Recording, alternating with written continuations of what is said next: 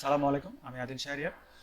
Aires e-learning প্ল্যাটফর্মে আপনাদের সবাইকে স্বাগত জানাচ্ছি। আজকে আমরা ArcGIS এবং ArcScene-এর মাধ্যমে কিভাবে একটা লোকেশনের সিমুলেটেড ফ্লাড রিস্ক ম্যাপ তৈরি করা যায় সেটা দেখব। কোনো একটা লোকেশনে যদি পানির উচ্চতা বৃদ্ধি পায় সেক্ষেত্রে হাইপোথেটিক্যালি সেই এলাকাতে পানিটা কতটুকু উচ্চতা যাবে এবং কতটুকু ফ্লাড তৈরি করবে সেটা আমরা এই টিউটোরিয়ালের মাধ্যমে শিখতে পারবো। প্রথমেই আমাদেরকে USGS ওয়েবসাইট থেকে ল্যান্ডসেট ইমেজ ডাউনলোড করতে হবে, যেটা কিনা ডিজিটাল এলিভেশন মডেলের আন্ডারে পড়ে।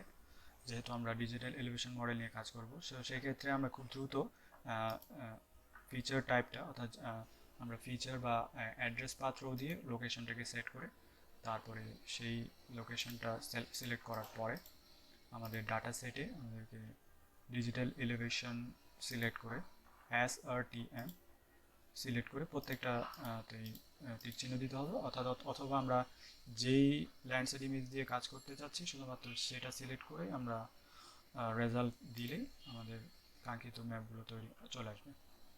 এখান থেকে আমাদের নির্দিষ্ট একটা লোকেশনের ম্যাপ ডাউনলোড করে নিতে হবে এবং অবশ্যই সেটা যেন জিওটিফ হয় সেটা আমাদেরকে লক্ষ্য রাখতে হবে, কারণ আমাদেরকে ArcGIS-এ এই ফরম্যাটটা দিয়ে কাজটা করতে হবে। আমাদের ডাউনলোড শেষ হয়ে গেলে আমরা সেই ফাইলটাকে একটা ফোল্ডারে সেট করে দেব। এক্ষেত্রে আমি ক্যাটালগে গিয়ে ওই ফোল্ডারটাকে আমি কানেক্ট করে নিচ্ছি ArcGIS-এ।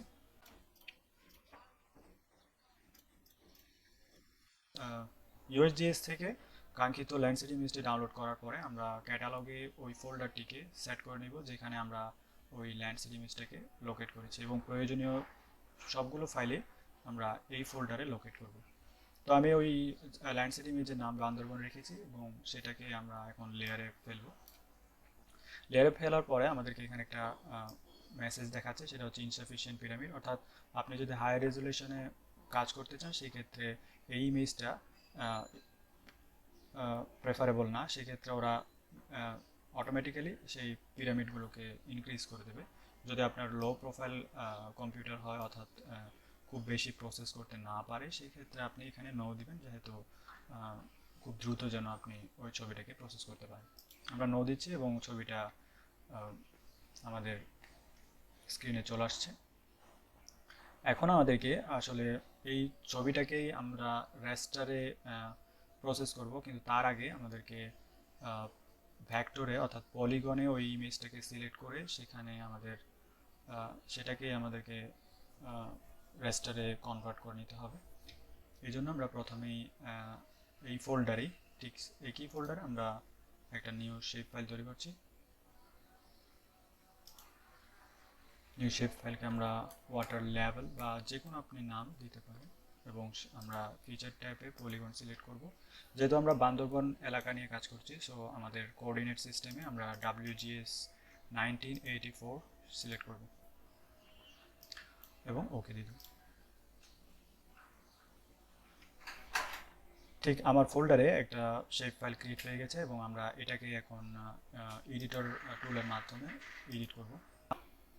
এডিটর টুল স্টার্ট হয়ে গিয়েছে। আমরা ক্রিয়েট ফিচার থেকে সেই ক্রিয়েট ফিচারটা সিলেক্ট করার পরে রেক্ট্যাঙ্গেল নেব, যেহেতু আমরা পুরো ইমেজটাকে একটা রেক্ট্যাঙ্গেল দিয়ে দেখানোর চেষ্টা করব এবং পুরো এরিয়াটাকে কভার করার চেষ্টা করব।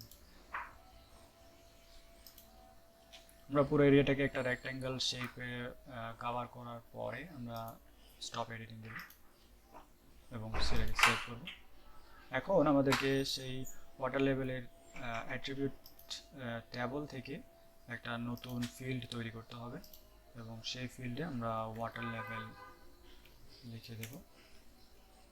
কোনো কিছু চেঞ্জ না করে আমরা ওকে দিতে পারি। এখন আমাদের ওয়াটার লেভেলে আমাদের এলিভেশন মডেলের যে ইমেজটা আছে সেটার একদম লোয়েস্ট মানটা সেই অ্যাট্রিবিউট ট্যাবলে সেট করতে হবে। সেজন্য আমরা আবার স্টার্ট এডিটিং দিয়ে ওই অ্যাট্রিবিউট ট্যাবলের ওয়াটার লেভেলটা 29 করে দিচ্ছি, যেহেতু আমাদের ইমেজে ওয়াটার লেভেলটা 29 আছে, এবং আমরা আবার স্টপ এডিটিং দিয়ে সেটাকে স্টপ করে দিচ্ছি। এখন আমাদের ওয়াটার লেভেলে একটা নতুন ফিল্ড তৈরি হয়েছে। এখন আমরা যেটা করব সেটা হচ্ছে আমাদের আমাদের এই পলিগনটাকে রেস্টারে কনভার্ট করতে হবে। রেস্টারে কনভার্ট করার জন্য আমরা হেল্প থেকে উইন্ডো থেকে সার্চ অপশনে দিয়েই পলিগন টু রেস্টার এটা সিলেক্ট করব। সার্চ অপশনে গিয়ে পলিগন টু রেস্টার সিলেক্ট করব। যেহেতু আমি আগেই বলেছি আমাদেরকে পলিগন থেকে ইমেজটাকে রেস্টারে কনভার্ট করে নিতে হবে এবং পরবর্তীতে ওই রেস্টারটাকে আমরা অ্যানালাইসিস করব। সো আমরা পলিগন টু রেস্টার কনভার্সনটা সিলেক্ট করছি। এখন আমাদেরকে ওয়াটার লেভেলটা সিলেক্ট করতে হবে, যেহেতু ইনপুট ফিচারে ওয়াটার লেভেলটাই একমাত্র ফিচার হিসেবে শো করবে। ভ্যালু ফিল্ডে আমরা ওয়াটার লেভেলকে সিলেক্ট করব, যেহেতু আমরা ওয়াটার লেভেল নিয়ে কাজ করছি, এবং বাকি সব কিছুকে আমরা চেঞ্জ না করে ওকে দিয়ে দিতে পারি। তো আমাদের কনভার্সন হয়ে গিয়েছে এবং আমরা এখানে দেখতে পাচ্ছি ওয়াটার লেভেল পলিগন রেস্টার 2। এটাকেই আমাদেরকে এখন ডাটা থেকে এক্সপোর্ট করতে হবে, এবং অবশ্যই এটা আর্কসিনে আমরা যেহেতু কাজ করব সেহেতু আমরা এটাকে আবারও টিফে ফরম্যাটে সেভ করার চেষ্টা করছি, এবং লোকেশন হিসেবে আমরা অবশ্যই আমাদের সেই কাঙ্ক্ষিত ফোল্ডারটাই দেখাবো যেখানে আমরা জিনিসটাকে সেভ করতে চাই, এবং ডিএম দিয়ে আমরা জিনিসটাকে সেভ করছি। তো আমাদের সেভ সম্পন্ন হয়েছে। এখন আমাদেরকে 3D অ্যানালিস্ট টুল যদি অন করা না থাকে সেক্ষেত্রে আমাদেরকে কাস্টমাইজের টুলবারে গিয়ে 3D অ্যানালিস্টটা অন করে নিতে হবে।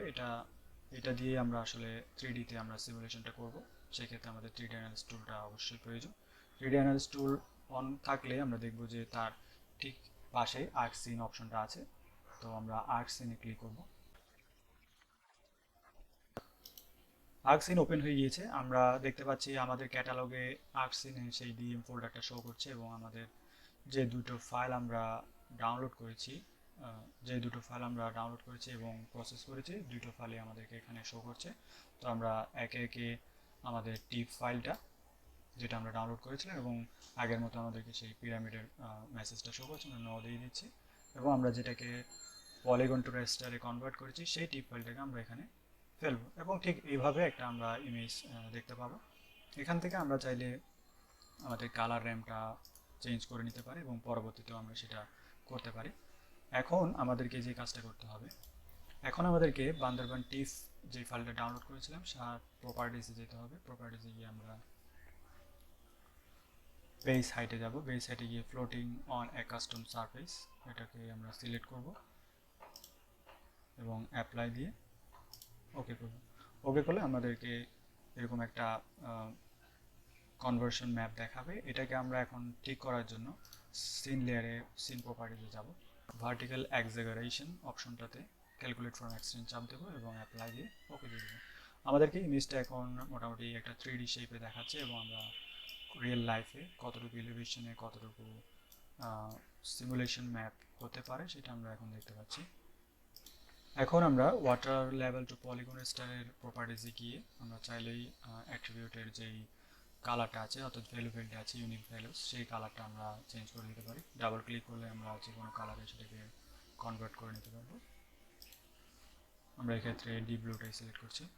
এখন আমাদেরকে এই ইমেজটাতে যদি আমরা ফ্ল্যাট হয় সেক্ষেত্রে কীরকম সিমুলেশন হবে সেটা সিলেক্ট করার জন্য আমরা অ্যানিমেশনে ক্লিক করব। এই অ্যানিমেশনটা ক্লিক করার জন্য আপনাকে অবশ্যই কাস্টমাইজে অ্যানিমেশন অপশনটা ক্লিক থাকতে হবে। যদি না থাকে সেক্ষেত্রে আপনারা ক্লিক করে নেবেন, যদি থাকে সেক্ষেত্রে আমরা অ্যানিমেশন অপশনটা এখানে পাবো এবং অ্যানিমেশন ম্যানেজারে চলে যাবো। অ্যানিমেশন ম্যানেজার থেকে আমাদেরকে এখানে কি ফ্রেম তৈরি করতে হবে যেটা আমরা অ্যানিমেশন করার জন্য ইউজ করব।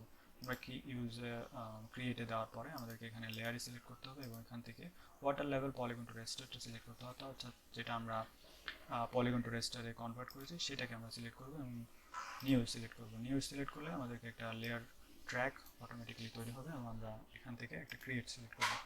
এইভাবে আমরা যদি অনেকগুলো কি ফ্রেম তৈরি করতে চাই সেক্ষেত্রে আমরা অনেকগুলো কি ফ্রেম তৈরি করার জন্য জাস্ট ক্রিয়েট অপশনটা চালু করলেই আমরা অনেকগুলো ফ্রেম পেয়ে যাব। এখান থেকে আমরা টোটাল 10 থেকে 11টার মতো কি ফ্রেম রেডি করলাম, যেটা আমাদেরকে অ্যানিমেশন ক্রিয়েটের জন্য সাহায্য করবে, এবং আমরা ক্লোজ দিলাম। এখানে আমরা দেখতে পাচ্ছি যে আমাদের এখানে ট্রানজিশন জ্যাটে ভ্যালুতে আমাদেরকে যদি আমরা আমাদের লোয়েস্ট ভ্যালু 29 সেখান থেকে যদি আমরা সিলেক্ট করি সেই ক্ষেত্রে আমাদেরকে অ্যানিমেশনটা খুব ভালো মতো শো করবে, এবং তার ঠিক 29-এর চেয়ে একটু হায়ার ভ্যালু আমরা সিলেক্ট করে করে জিনিসটা কন্টিনিউ করতে থাকবো। এক্ষেত্রে আমি 5 গ্যাপ দিয়ে জিনিসগুলোকে শো করার চেষ্টা করছি। আপনারা যে কোনো ভ্যালু দিয়ে এই জিনিসটা ট্রাই করে দেখতে পারেন, যেহেতু আপনার অ্যানিমেশনের সুবিধার জন্য আপনি যে কোনো মান দিতে পারেন। আমি ক্লোজ দিচ্ছি। ক্লোজ দেওয়ার পরে আমাদের কাজ প্রায় শেষ। এখন আমাদেরকে শুধুমাত্র অ্যানিমেশনে গিয়ে অ্যানিমেশন বাটনটাকে চাপ দিয়ে আমাদের অপশনে সিলেক্ট করতে হবে এবং এখানে আমরা কত সেকেন্ড অ্যানিমেশনটা চলবে সেটা আমরা সিলেক্ট করব। আমি এখানে 10ই রাখছি এবং প্লে মোডে আমাদেরকে লুক ফরওয়ার্ড এবং রিভার্স যদি আমরা দিই সেক্ষেত্রে আমাদের সিমুলেশনটা প্লে হওয়ার পরে আবার রিভার্সে আসবে। তো আমরা সিলেক্ট করার পরে আমরা যদি প্লে বাটনটা দিই, আমরা দেখতে পাচ্ছি যে পানির উচ্চতাটা আমাদেরকে এখানে সিমুলেশন করে দেখাচ্ছে। আপনি চাইলে পানির কালারটাকে ডিপ ব্লুতে নিয়ে যেতে পারেন, অর্থাৎ আপনার যে কালারটা প্রয়োজন সেই কালারটা আপনি এখান থেকে সিলেক্ট করে নিতে পারেন, যাতে করে আপনার ভিজুয়ালাইজেশনটা বা অ্যানিমেশনটা সুন্দর হয়। আমরা এক্ষেত্রে ডিপ ব্লু কালার দিলে দেখা যাচ্ছে যে কি ফ্রেম অনুযায়ী আমাদেরকে ওই লোকেশনে ফ্ল্যাট হলে সেই ক্ষেত্রে কতটুকু উচ্চতায় পানিটা আসবে সেটা আমাদেরকে শো করছে। তো এইভাবে আমরা একটা হাইপোথেটিক্যাল ম্যাপ তৈরি করতে পারি, যেখানে কোনো একটা লোকেশনেরই ফ্লাডের ম্যাপটা আমরা খুব সহজে বের করে রাখতে পারি।